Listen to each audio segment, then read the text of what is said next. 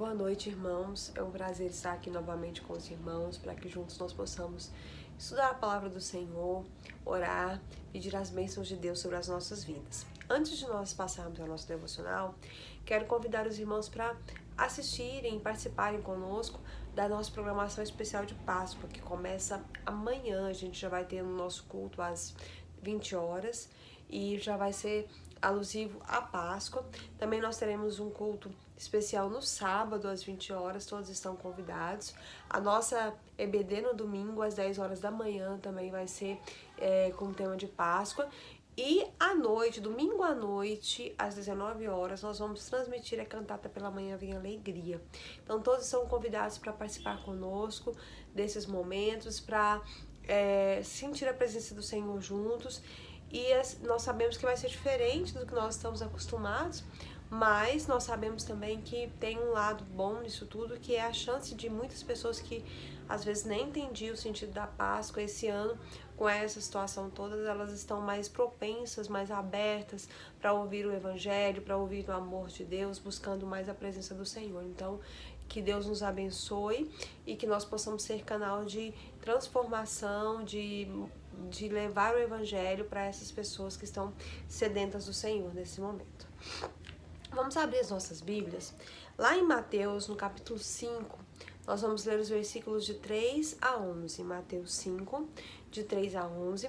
Eu quero meditar com os irmãos hoje, começar um texto bastante conhecido, que é o das bem-aventuranças. Se não der tempo da gente terminar hoje, provavelmente não vai dar, a gente vai terminar na quinta ou na sexta. Então vamos abrir Mateus 5, de 3 a 11. Diz assim a palavra do Senhor. Abençoados ou bem-aventurados são os pobres de espírito, porque deles é o reino dos céus. Bem-aventurados são os que choram, porque eles serão consolados. Bem-aventurados são os mansos, porque eles herdarão a terra. Bem-aventurados são os que têm fome e sede de justiça, porque eles serão saciados. Bem-aventurados são os misericordiosos, porque eles alcançarão misericórdia. Bem-aventurados são os puros de coração, porque eles verão a Deus. Bem-aventurados são os pacificadores, porque eles serão chamados filhos de Deus. Bem-aventurados são os perseguidos por causa da justiça, porque deles é o reino dos céus. Bem-aventurados sois vós, quando homens vos insultarem e perseguirem e falsamente disserem toda espécie de mal contra vós por minha causa. Amém? Jesus, então, no Sermão do Monte, uma das partes mais conhecidas é essa parte, que é a parte onde Jesus fala das bem-aventuranças. Bem-aventurado aqui na Bíblia é usada uma tradução de um termo grego, né, que é makarios, e que significa abençoado, feliz. Então Jesus está dizendo para as pessoas como elas podem ser felizes, como elas podem ser ricas, como elas podem ser abençoadas, bem-aventuradas. E esse ensino do Senhor, então, está bem relacionado ao caráter do homem, aquilo que você é, ao seu comportamento. Não aquilo que você parece ser, não a sua aparência, mas aquilo que você realmente é. Porque, na verdade, Deus está atento às nossas motivações, as motivações do nosso coração, do nosso comportamento, o porquê de nós fazermos as coisas como nós fazemos. Então, são 8 bem-aventuranças. Os pobres de espírito, os que choram, os mansos, os que têm fome e sede de justiça, os misericordiosos, os puros de coração, os pacificadores e os perseguidos por causa da justiça. Essas promessas, elas foram feitas para aqueles discípulos fiéis de Jesus, para aquelas pessoas que conhecem ao Senhor Jesus, que seguem ao Senhor Jesus e que se dispõem a ser um discípulo do Senhor. Elas então vão revelar a carga de fidelidade, felicidade e bênção que nós podemos desfrutar quando nós colocamos em prática os conselhos, os ensinamentos de Jesus. As dificuldades, né, da gente seguir esses ensinamentos, elas não são omitidas, mas nós temos uma garantia de triunfo perpétuo. As bem-aventuranças, elas revelam algo profundo dos ensinamentos de Jesus. Elas revelam que Jesus se agrada da retidão dos nossos corações.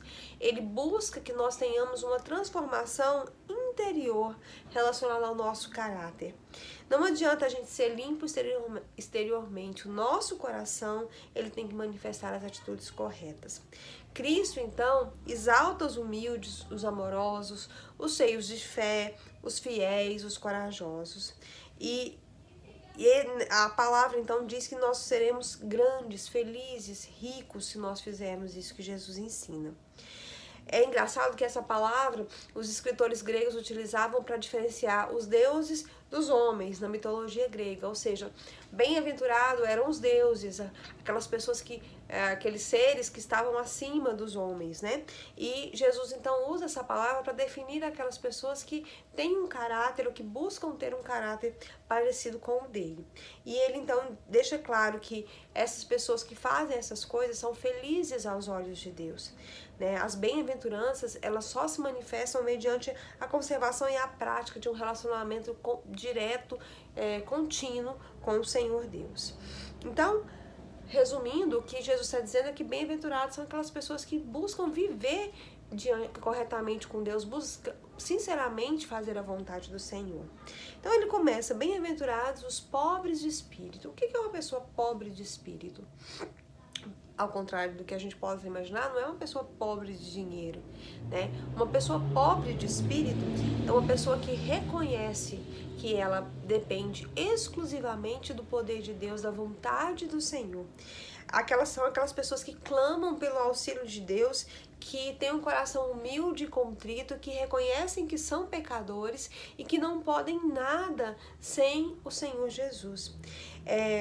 Isso tem muito a ver com humildade e com orgulho, porque quando nós não somos pobres de espírito, quando nós não somos humildes o suficientes para entender que nós não, por nós mesmos, não podemos nada, nós então não podemos ver a Deus, não podemos nos aproximar do Senhor. É uma das colunas do reino de Deus, né? Porque só aquelas pessoas que são humildes de espírito são capazes de ouvir, de crer e de se submeter aos ensinamentos de Jesus, né? Embora Jesus estivesse falando aqui de pobreza, o sentido é espiritual, né? Ele está dizendo de espírito, é uma atitude de coração, algo como você precisa se submeter ao Senhor e à vontade dele. A gente tem que lembrar que o Senhor Jesus nunca gostou ou nunca ostentou nada.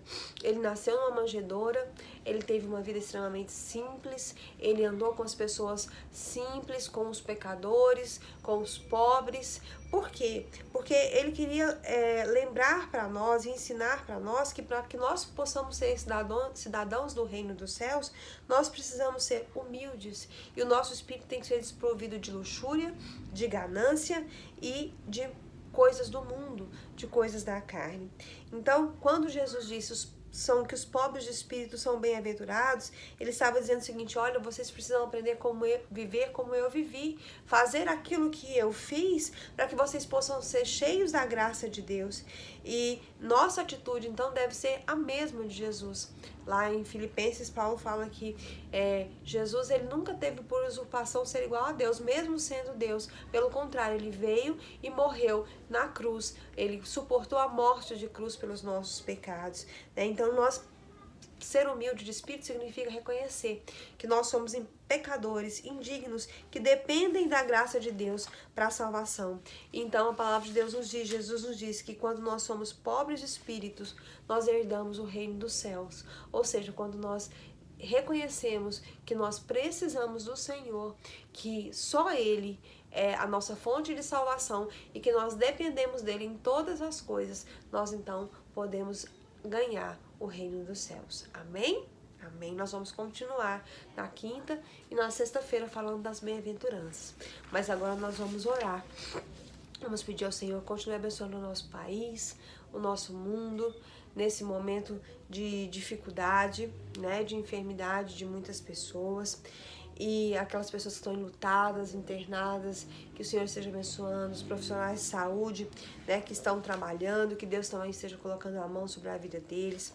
Vamos orar também por aqueles irmãos da nossa igreja que são idosos, que estão enfermos. Nós temos algumas pessoas passando por tratamentos de saúde. Vamos lembrar da Adélia, sobrinha do pastor, do Geraldo, cunhado do pastor também, da Leila, a da Regina, irmã da Leila, digo, também da Fátima Claudino, amiga da irmã Maria de Fátima, que está bastante enferma, do irmão da irmã Maria da Penha, que está com problema de saúde mental. Vamos orar também pelo irmão Igor, pediu pela sogra de uma amiga que está com câncer. Vamos orar então por essas pessoas e por todos os nossos irmãos idosos, enfermos. Vamos orar também por aqueles que estão precisando de emprego, enfrentando dificuldades financeiras, né, pelo irmão Émer, o Lucas, filho da Cristiane, irmã Vanessa. Vamos orar também pela Lígia. A Lígia pediu oração pelo Jonathan, para que Deus esteja então abrindo as portas de um trabalho para ele. Vamos orar ao Senhor nesse instante. Vamos orar também pelos nossos familiares, amigos não crentes, os familiares da irmã Maria de Fátima, do irmão Tim, da irmã Helenita, da irmã Roseli, os esposos das irmãs da igreja, os familiares da irmã Marli, os pais das crianças, adolescentes, a Sueli, amiga da irmã Lucineide. Também vamos orar pelo Fausto, pela sua família. Vamos agradecer a Deus pela irmã Lúcia, que conseguiu voltar da África do Sul. Vamos continuar orando por aquelas pessoas que estão fora do Brasil, que precisam então ser protegidas pelo Senhor. Vamos orar então pela nossa igreja, pelas famílias da nossa igreja, para que Deus esteja nos abençoando, nos sustentando materialmente, nos sustentando espiritualmente, nos ajudando nas nossas dificuldades. Nós sabemos que o inimigo se levanta, mas nós sabemos que em Cristo Jesus nós somos mais do que vencedores. E isso é uma verdade que nós podemos dizer e nós podemos então confiar no amor de Deus por nós e na providência de Deus para com a nossa igreja. Então vamos orar nesse momento, vamos colocar todos esses pedidos diante do Senhor. Vamos orar.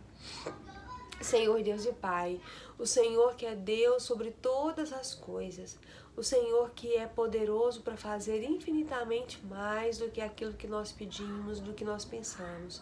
Ó Deus, que a Tua graça venha sobre as nossas vidas nesse instante, que não possamos, ó Deus, desanimar, nem nos sentir tristes, apesar das circunstâncias externas, que possamos lembrar que nós não vivemos por vista, mas nós vivemos por fé.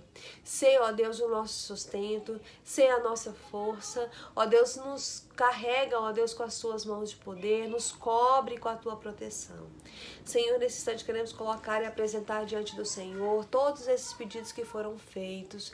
O Senhor conhece o Teu povo, o Senhor sabe das dificuldades que eles têm, o Senhor sabe do que eles precisam e melhor do que ninguém, o Senhor sabe o que é melhor para cada um de nós. Então faz conforme a Tua vontade. Senhor, nós louvamos o Teu nome, nós Te engrandecemos, porque nós sabemos que o Senhor tem amor por nós, que o Senhor nos ama, cuida de nós. Nós sabemos que o Senhor estende as Suas mãos de poder em nossa direção. Então nós Te louvamos, nós Te engrandecemos, nós Te exaltamos e Te pedimos, ser conosco nesse instante. Ó Deus, abre as portas dos céus, as janelas, derrama bênção sobre as nossas vidas. Ó Deus, que possamos ser curados, que possamos, ó Deus, ser sustentados pelo Senhor, que possamos ver a salvação dos nossos amigos, dos nossos familiares.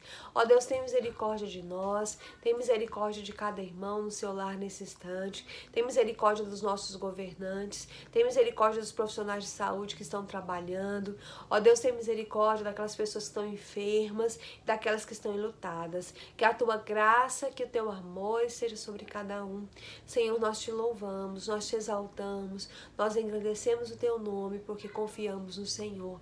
E é em nome de Jesus que nós oramos. Amém, amém, amém. Que o Senhor esteja com cada um dos irmãos, que a graça do Senhor esteja sobre nós em todos os momentos, em nome de Jesus. Amém.